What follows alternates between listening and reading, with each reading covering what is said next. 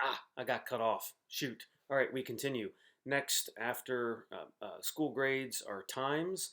So if you scroll down to that, if I can get there, you'll see that you use figures for all times of day except for noon and midnight. So look at 1 p.m., use the Arabic numeral, then the little p, little m with periods on either side. Please see that there isn't for when you're on the hour, so 1 p.m. or 6 p.m., no colon and 00, because we don't say I'll see you at 5 o'clock p.m. We either say I'll see you at 5 o'clock or I'll see you at 5 p.m. So on the hour, get rid of the colon and the zeros. They give you other examples there that you should look through. Why no noon and midnight? Because people get confused over what's 12 a.m. and what's 12 p.m. So noon and midnight are just much clearer, and so that's what you'll use for that. Next is at the start of a sentence. That is just underneath times. You'll see that you spell out, in general, numbers at the start of a sentence, even if they're over the magic number of 9, if they're 10 or above. So if you start with the number 40, like they give you an example, you have to write it out. 40 years was a long time to wait. They give you an example. There are exceptions, and one is years. If I say 1989 is the year I graduated from high school, then I have to write the year at the beginning of the sentence. But by and large, when you start with a number with a sentence, you have to write out the number. This can prove to be a problem if you have a huge number, like 80,462 fans packed Yager Stadium.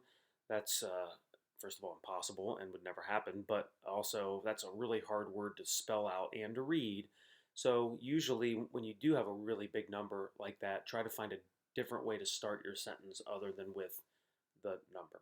All right, so that's numerals. The next is off of. So I'm going to type in off of in my AP style book. This is more of a pet peeve than anything for me. This is a double preposition. Off and of are prepositions.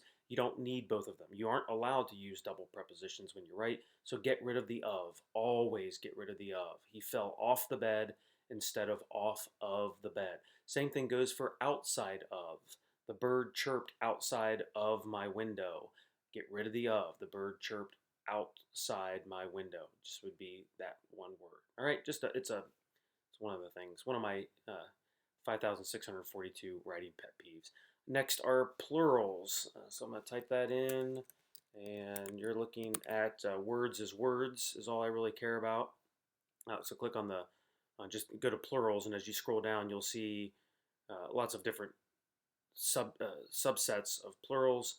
I care about words as words. Don't use that apostrophe S when you are saying, he says too many likes in his sentence. You want to get rid of that apostrophe. Under figures, just some reiteration of no apostrophe between when you are really just saying a plural. You don't use an apostrophe. Next is state names. Let's go there. AP Stylebook made a change to state names a few years ago, and I hate it. And by and large, most news organizations are ignoring the AP Stylebook. It's quite the conundrum, quite the argument between AP Stylebook folks and news organizations that, and I'll get to that here in a second. The guidelines are that you spell out the names of the states when just used in the body of the story. He's from New Jersey. She lived in California. You spell out the names when they stand alone. Now, the change here in this first sentence is whether standing alone or in conjunction with a city, town, village, or military base.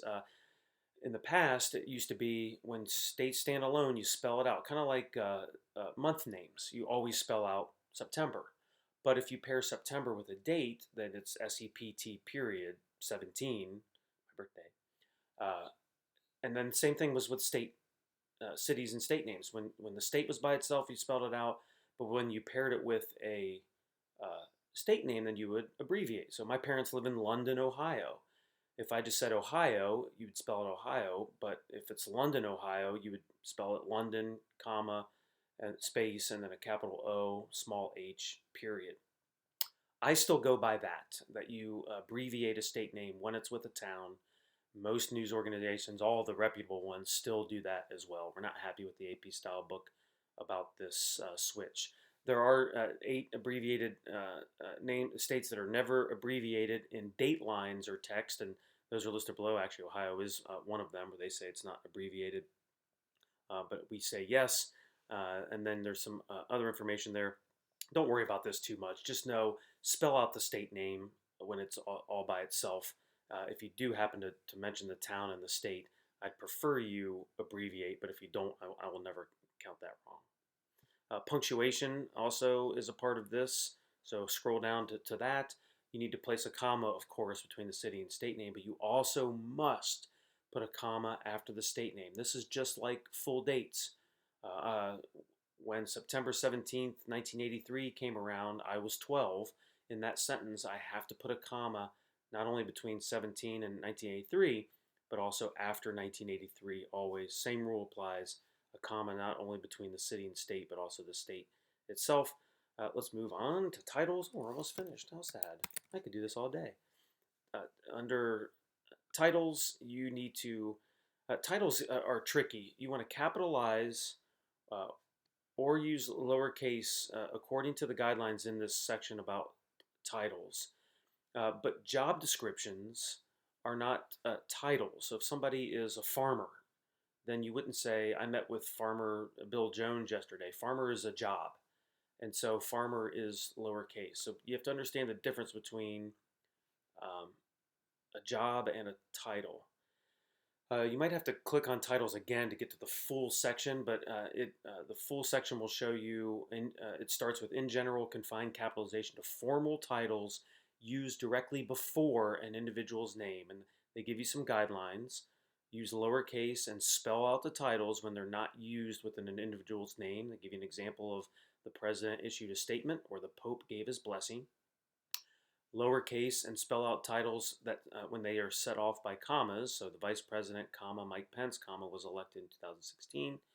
When do you capitalize? You capitalize them when they are used immediately before the name of someone. And they give you examples of that. Pope Francis, President Donald Trump, President Greg Crawford at Miami University, you would capitalize that P.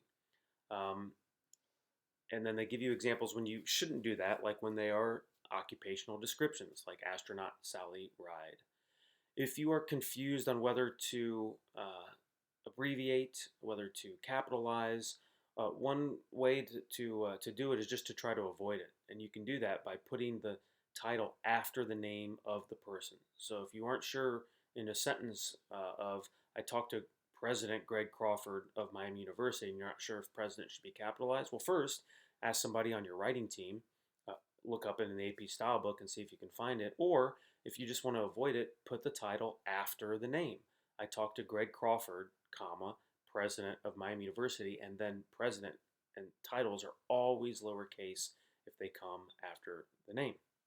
There's an additional guidance section down there for you where you can look up the specific name, specific title in the style book, and it'll tell you. So like professor or general or other titles, look up that word, that actual word in the style book, and it will tell you exactly what you should do. All right.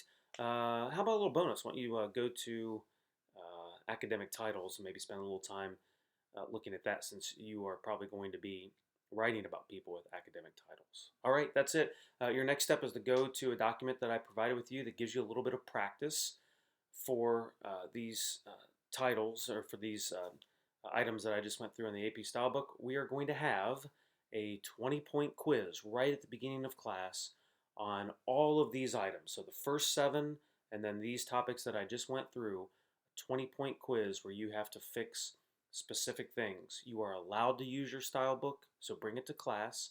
You're allowed to use the online version of the style book, so bring your laptop to class, either one.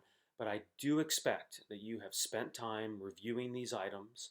You aren't going to have time to sit and read and learn about them in class. This is going to be a timed quiz, so please be prepared for this 20-point quiz. All right, that's all I got. Good luck.